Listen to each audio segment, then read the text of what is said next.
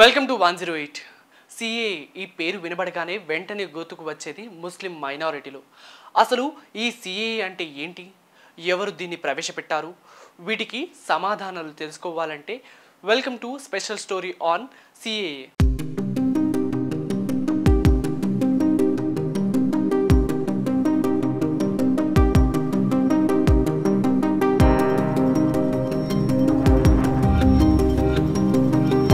గత కొన్ని రోజులుగా సిఏఏ బిల్పై జరుగుతున్న రాజకీయ రగడ మనందరం చూస్తూనే ఉన్నాం. అసలు ఈ సిఏఏకి ముస్లింలకు మధ్య ఉన్న సంబంధం ఏంటి, ఈ సిఏఏ ముస్లింల కోసం మాత్రమే ప్రవేశపెట్టారా, ఇది మతపరమైన చట్టమా లేక ప్రాంతీయపరమైన చట్టమా, ఇలాంటి ప్రశ్నలన్నిటికీ ఈరోజు తెరదించబోతున్నాం.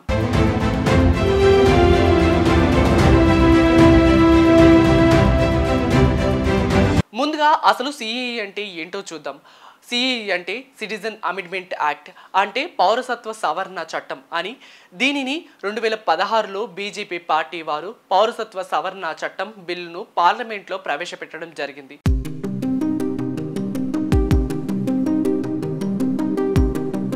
అసలు సిఏఏ ముఖ్య ఉద్దేశం ఏంటి? పౌరసత్వ సవరణ చట్టం అనేది నిర్దిష్ట వలసవాదులను భారతదేశం పౌరులుగా మారడానికి సహాయపడే చట్టం. ఈ వలసవాదులు పాకిస్తాన్, బంగ్లాదేశ్ మరియు ఆఫ్ఘనిస్తాన్ వంటి పొరుగు దేశాల నుండి ఎవరైతే వస్తారో వారి కోసం ప్రవేశపెట్టిన ప్రత్యేక చట్టం. ఈ చట్టం ప్రధానంగా హిందువులు, సిక్కులు, జైన్లు, బౌద్ధులు, పాసీలు మరియు క్రైస్తవులు అనే 6 మత వర్గాలకు ప్రజలకు సహాయం చేస్తుంది. కాగా పౌరసత్వ సవరణ చట్టం 2019లోనే పార్లమెంట్లో ఆమోదించడం జరిగింది. ఇది సిఏఏ యొక్క ముఖ్య ఉద్దేశం. కానీ మన రాజకీయ నాయకులు వారి రాజకీయ భవిష్యత్తు కోసం మత ఘర్షణలకు దారితీసేలా సిఏఏని వాళ్లకు అనుకూలమైన రీతిలో పరిచయం చేస్తూ ఉపయోగించుకుంటుంది. దేశంలో పౌరసత్వ సవరణ చట్టం తక్షణమే అమల్లోకి వస్తుంది అంటూ కేంద్ర ప్రభుత్వం లోక్సభ ఎన్నికల ముందు సంచలన ప్రకటన చేసింది. దీనికి సంబంధించిన విధి విధానాలను అతి త్వరలోనే కేంద్ర హోం మంత్రిత్వ శాఖ ఆమోదించనుంది. అయితే ఈ పౌరసత్వ సవరణ చట్టం 2019లోనే పార్లమెంట్లో ఆమోదం పొందినా ఇప్పటి వరకు అమల్లోకి రాకపోవడానికి కారణం ఒకటే. పాకిస్తాన్, ఆఫ్ఘనిస్తాన్, బంగ్లాదేశ్ లాంటి దేశాల్లో మతపరమైన హింసలకు గురయ్యి భారత్కు వలస వచ్చిన హిందువులు, క్రైస్తవులు, జైన్లు, బౌద్ధులు, సిక్కులు, పాసీలకు భారత పౌరసత్వం అందించడమే దీనికి కారణం. అయితే విదేశాల నుంచి వచ్చిన అన్ని మతాల వారికి పౌరసత్వం కల్పించి ఒక ముస్లింలకు మాత్రమే పౌరసత్వం ఇవ్వకూడదని నిర్ణయించడమే దేశంలోని నిరసనలు, ఆందోళనలకు కారణమైంది. ఈ క్రమంలోనే దేశంలోని ముస్లింలు కూడా తీవ్ర అభద్రతా భావంతో ఉన్నారు. వారిలో కూడా తీవ్ర అనుమానాలు, ఆలోచనలు, భయాలు నెలకొన్నాయి. ఇక దేశంలోని సిఏఏ అమల్లోకి వచ్చిన తర్వాత దేశంలోని ముస్లింలు పౌరులపై ఎలాంటి ప్రభావం ఉంటుంది అనేది ప్రస్తుతం తీవ్ర చర్చకు దారితీస్తుంది.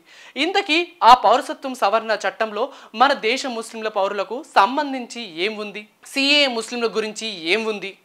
ఈ పౌరసత్వ సవరణ చట్టం కేవలం విదేశీయుల నుంచి భారత్కు వలస వచ్చే వారి కోసం మాత్రమే రూపొందించారు. దీనివల్ల ఇప్పటికే మన దేశ పౌరసత్వం కలిగిన ఉన్న ఏ మత పౌరులకు ఎలాంటి ఇబ్బంది లేదు అని ఆ చట్టం తెలియజేస్తుంది.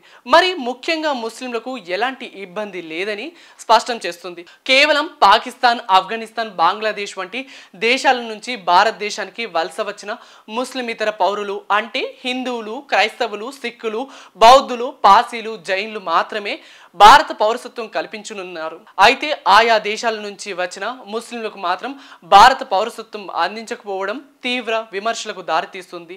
ఇది ఇక్కడి ముస్లింల్లో తీవ్ర భయాందోళన కలిగిస్తుంది. దీనిపై ప్రధాని నరేంద్ర మోదీ, కేంద్ర హోంశాఖ మంత్రి సహా బీజేపీ నేతలు అంతా ఇప్పటికే ఒక క్లారిటీ ఇచ్చారు. సిఏఏ అమలు ద్వారా దేశంలోని ముస్లిం పౌరులకు ఎలాంటి సమస్య లేదని, వారు పౌరసత్వానికి వచ్చిన డోకా ఏం లేదని స్పష్టం చేశారు.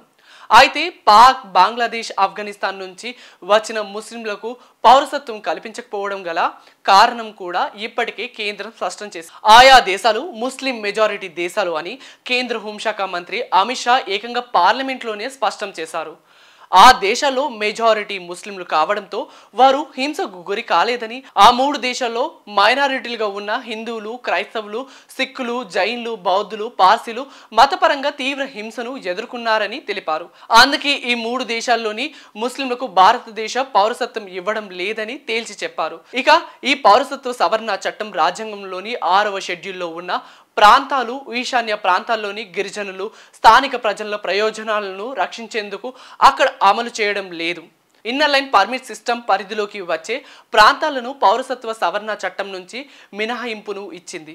అంటే అస్సాం, మేఘాలయ, అరుణాచల్ ప్రదేశ్, మణిపూర్ సహా ఈశాన్య రాష్ట్రాలకు వలస వచ్చే హిందువులు, క్రిస్టియన్లు, బౌద్ధులు, జైన్లు, పార్సీలు, సిక్కులు భారత పౌరసత్వం కోసం దరఖాస్తు చేసుకోవడానికి అర్హులు కాదని కేంద్రం ప్రభుత్వం తెలిపింది. చూసారు కదా, ఇది సిఏఏ యొక్క అసలు కథ. ఇంకా సిఏఏ గురించి మీకు ఎలాంటి సందేహాలు ఉన్నా కింద కామెంట్ చేయండి. వాటికి సాధనంగా మరో వీడియో చెప్పడానికి ప్రయత్నం చేస్తాం. అంతవరకు కీప్ వాచింగ్ 108 న్యూస్ ఛానల్.